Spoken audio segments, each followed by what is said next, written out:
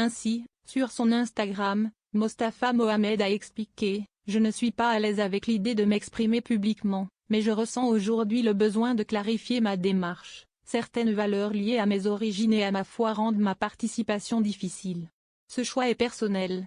Il n'exprime ni rejet, ni jugement. » Ce refus a rapidement provoqué des réactions, notamment du côté du collectif Rouge Direct, qui lutte contre les discriminations dans le sport. Le FC Nantes a annoncé que le joueur serait sanctionné financièrement. Du côté des joueurs engagés pour plus d'égalité, certains n'ont pas hésité à dire ce qu'ils pensaient. C'est le cas de Jonathan Cielos, arrière droit de l'équipe de France et joueur de l'OGC Nice.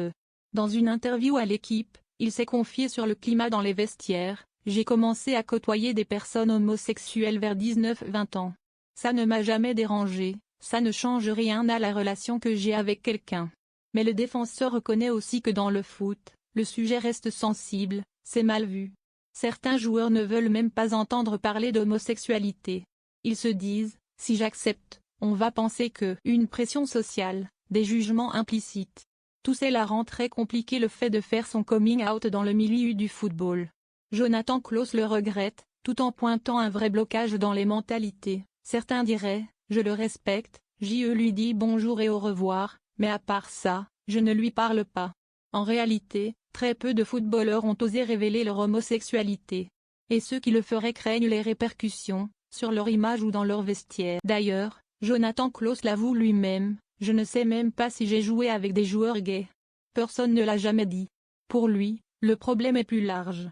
Il estime que la sensibilisation devrait commencer bien plus tôt, dès l'école, à 10-12 ans. Si tu dis que tu t'en fiches d'avoir un ami gay, 10 autres personnes ne seront pas d'accord, donc tu te ranges de leur côté.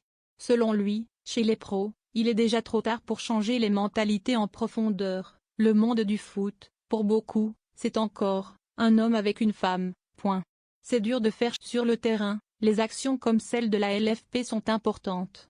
Elles permettent au sujet d'exister, de revenir dans le débat public.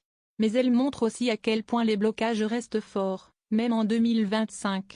Johan Lemaire, ancien joueur amateur et président du collectif Foot Ensemble, entend encore trop de propos choquants venant de joueurs pros. Certains disent, je ne veux pas de coéquipier gay, je ne prends pas ma douche avec lui, je ne lui parle pas. Le climat de silence reste pesant.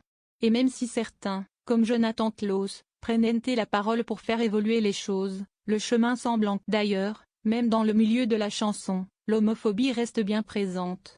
J'aimerais qu'un joueur puisse faire son coming out sans que ça change quoi que ce soit. Mais franchement, je pense que je ne serai plus là pour le voir, confie-t-il. En attendant, la journée du 17 mai garde tout son sens. Parce qu'elle rappelle que même dans un vestiaire pro, il faut encore se battre pour que chacun puisse être qui il est.